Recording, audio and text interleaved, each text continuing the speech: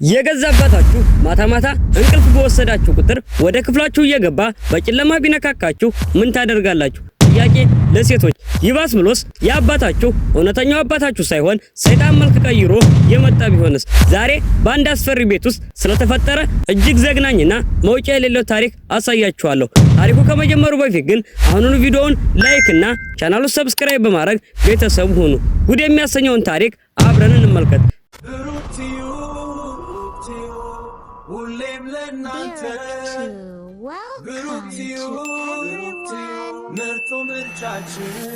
ታሪካችን የሚጀምረው አንዲት ልጅ ስምጥ እንቅልፍ ውስጥ ሆና እያለች ነበር። በድንገት የለበሰችው ብርድ ልብስ ከላዋ ላይ በኃይል ተስቦ ሲወሰድ በድንጋጤ ከእንቅልፏ ትባንናለች።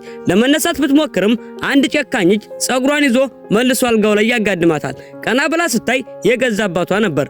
ልጅቷ በጥያቄ የተሞላ አይን አፍጣ ምን እያደረክ ነው ብላ ብትጠይቀውም እሱ ግን ከአናቷ እስከ እግሯ በትኩረት እየተመለከተ ልጄ እንዴት አምራ እንዳደገች ተመልከቱ ይላል። ልጅቷም በገዛ አባቷ ድርጊት ግራ በመጋባትና በማፈር ያለ ድምጽ እንባዋን ማፍሰስ ጀመረች። እሱ ግን ፊቷን ባስነዋሪ ሁኔታ አሻሽቶ ክፍሉን ጥሎ ይወጣል። በቀጣው ቀን ጠዋት እናትየው ቁርስ እያዘጋጀች እያለ ልጅቷ ይሄ ማታ ጉድ ለእናቴ ልንገራት ወይስ ልትወው እያለች በሐሳብ ስትባክን እህትና ወንድሟ አባቷ ጠረጴዛው ላይ ይሰበሰባሉ።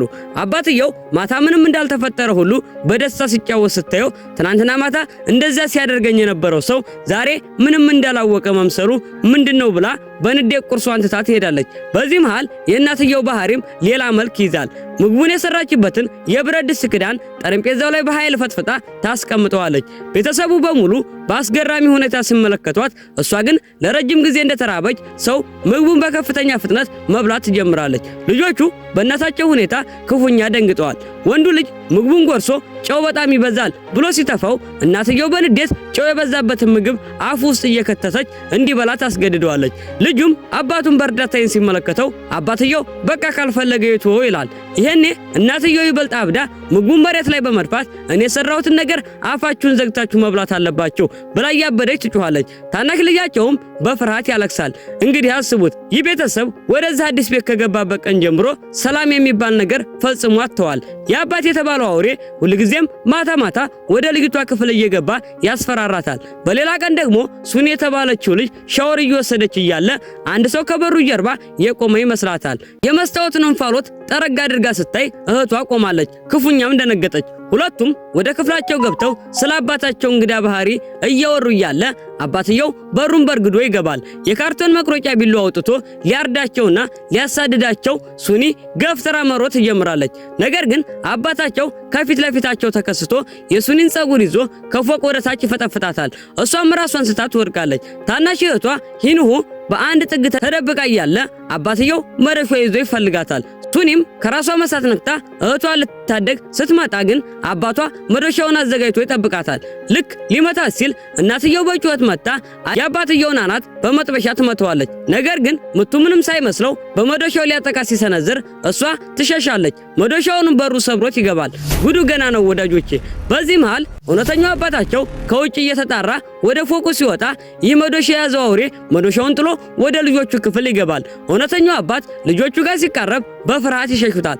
አባትየው ግራ በመጋባት በሩ ላይ ያለውን ስብራት አይቶ ተደባደባችሁ ነበር እንዴ ይላል። ታናሽ ወንድማቸው ጫጫታውን ሰምቶ ሲመጣ ሴቶቹ ልጆች ከዚህ ዞር በል እያሉ ይጮሃሉ። በተመሳሳይ ሰዓት እናታቸው ቀስ እያለች በመጠጋት መዶሻውን አንስታ እውነተኛውን አባት ማጥቃት ትጀምራለች። ልታስቆመው ሲሞክርም ገፍትራ ትጥለዋለች። ከዚያም በጣም የሚያስፈራ ፈገግታ ሳይታቸው የተሰበረውን መስተዋት ላይ እየጠረገች ወደ ክፍሏ ትገባለች። ልክ እሷ ስትሄድ እውነተኛዋ እናታቸው ምን እየተፈጠረ ነው እያለች ትመጣለች። ሁሉም በድንጋጤ መሸሽ ጀመሩ። አባትየው እሷ የገባችበትን ክፍል ሲመለከት ከመሬት ላይ ካለው መዶሻ ውጪ ማንም አልነበረም። ነገሩ ከአቅማቸው በላይ ሲሆን በቀጣው ቀን ጠዋት አባትየው ቄስ ለሆነው ወንድሙ ደውሎ ሁኔታውን ያስረዳዋል። ወንድሙም ቤቱ ድረስ ይመጣል። ታሪኩን ማመን ስለከበደው ሁላችንም በአንድ ክፍል እንተኛና ሁኔታውን እንይ ይላል። ሌሊት ላይ ታናሽ ወንድማቸው ወደ ሽንት ቤት ሲሄዱ እሱን የሚመስል ሌላ ሕፃን ተከስቶ ይመጣል። ይህ ሕፃን ቢላዋ ይዞ ቄሱን ሊወጋው ቢሞክርም አንድ የማይታይ ኃይል ስላገደው ሳይሳካለት ቀርቶ ይሄዳል። ቄሱ ወዲያውኑ ነቅቶ ቤቱ ውስጥ አደገኛ ርኩስ መንፈስ እንዳለ ይረዳል። ሲነጋም ይህም መንፈስ ብቻውን ማሸነፍ እንደማይችል ስላወቀ ለታላቁ ቄስ ደውሎ እርዳታ ይጠይቃል። ቤተክርስቲያን ውስጥ ተገናኝተው የክፉ መንፈስ ማውጣት ስነ ስርዓት ለማድረግ ወስነው ይለያያሉ። ነገር ግን ወደ ቤቱ ለመመለስ መንገድ ላይ እያሉ ብዙ ቁራዎች ጥቃት ይደርስባቸዋል። መኪናውን ለማስቆም ሲሞክሩም ፍሬኑ ተበጥሶ ስለነበር ከተራራው ላይ ተፈንጥረው ይወድቃሉ። ይህ በእንዲህ እንዳለ ቤት ውስጥ አባትየው የሱኒን እጅና እግር ካልጋው ጋር ጠፍሮ ያስራታል። እናትየው ልታስቆመው ስትሞክር ነገሮችን ለማስተካከል ያለን ብቸኛ አማራጭ ነው ብሎ ያረጋጋታል። ከብዙ ሰዓታት በኋላ የአባትየው ወንድም ወይም ቄሱ ቆስሎና በደም ተነክሮ ይመጣል። አብረውት የነበሩት አጋጆች በሙሉ እንደሞቱና ነገሩን ቶሎ መጀመር እንዳለባቸው ይነግረዋል። ቄሱ በጣም እንደፈራና ለመጨረሻ ጊዜ እንዲህ አይነት ነገር ሲሞክር መንፈሱ የገዛ ቤተሰቦችን እንደገደለበት ይናገራል። አባትየው በጉልበቱ ተንበርክኮ እባክህ ቤተሰቦችን አድንልኝ እያለ ያለቅስ ጀመር። ቄሱም እጣን ካጨሰ በኋላ በሱኒ ላይ ጸበን ይረጭባት ጀመር። ልጅቷ በሁኔታው ግራ ተጋብታ ስትጮህ ቄሱ መስቀሉን ደረቷ ላይ አድርጎ በዱላ ይለጠልጣት ጀመር። በስቃይ ስትጮህ ቄሱ ወደ አባቷ ዞሮ ልቀጥል ይለዋል። አባቷም ሱኒ እንዳትንቀሳቀስ እግሯን አጥብቆ ይዛታል። ቄሱ ኃይሉን ጨምሮ ያለማቋረጥ ይደበድባታል። አባቷ እያለቀሰ ይለምናል። ስቃዩ የበዛባት ሱኒ መቋቋም አቅቷት ራሷን ትስታለች። አሁን ነው እንግዲህ ዋናው ጉድ የሚገለጠው። በሌላ በኩል ፖሊሶች አደጋው የደረሰበት ቦታ ሲደርሱ መኪና ውስጥ የአባትየው ወንድም ወይም እውነተኛው ቄስ በደም ተነክሮ ህይወቱን ሊያልፍ ሲል እንመለከተዋለን።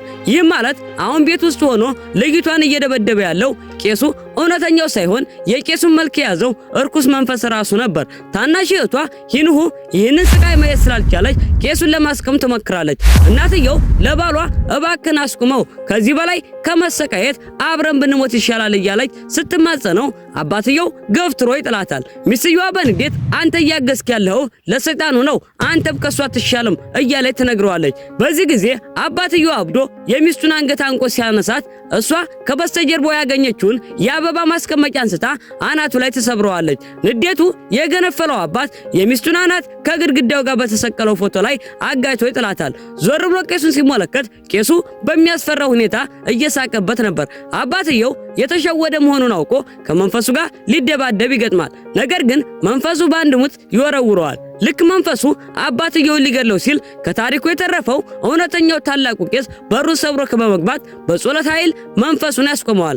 ከዚያም እንዲሄድ ያደርገዋል። ሁሉም ነገር ለጊዜው ይረጋጋል። ሱኒ ራሷን ስታ ከቆየች በኋላ ወደ ታችኛው ክፍል ስትወርድ አባቷን ቄሱንና ወንድሟን ታገኛቸዋለች። ለምን እንዲህ ያደረጋችሁብኝ ስትል በለቅሶ ስትጠይቃቸው እውነተኛው ቄስ አንድ ቁም ሳጥን መሬት ላይ ይጥላል። በዚህ ጊዜ የተደበቀው ርኩስ መንፈስ ከውስጥ ይወጣል። ቄሱ መንፈሱ ሌላ ሰው ላይ ጉዳት እንዳያደርስ ራሱን መስዋዕት በማድረግ መንፈሱን ወደ ገዛ አካሉ ውስጥ ያስገባዋል። ከዚያም ወንድሙን ፍጠኑ ጋኝ ብሎ ይጮህ ጀመር። ወንድምየውም የተሰበረውን መስቀል አንስቶ የቄሱን ልብ ላይ ይሰካበታል። በዚህ አስደናቂ መስዋዕትነት መንፈሱም ይጠፋል፣ ቄሱም ህይወቱ ያልፋል። ታሪኩ እንግዲህ በዚህ መልኩ አቁቷል። ወዳጆቼ ይህን አስፈሪ ፊልም እንዴት አያችሁት? ኮሜንታችሁን እጠብቃለሁ። በድጋሚ ላይክ እና ፎሎ ማድረጋችሁን እንዳትረሱ። በሚቀጥለው ቪዲዮ እስከምንገናኝ ድረስ መልካም ቆይታ። ይመቻችሁ።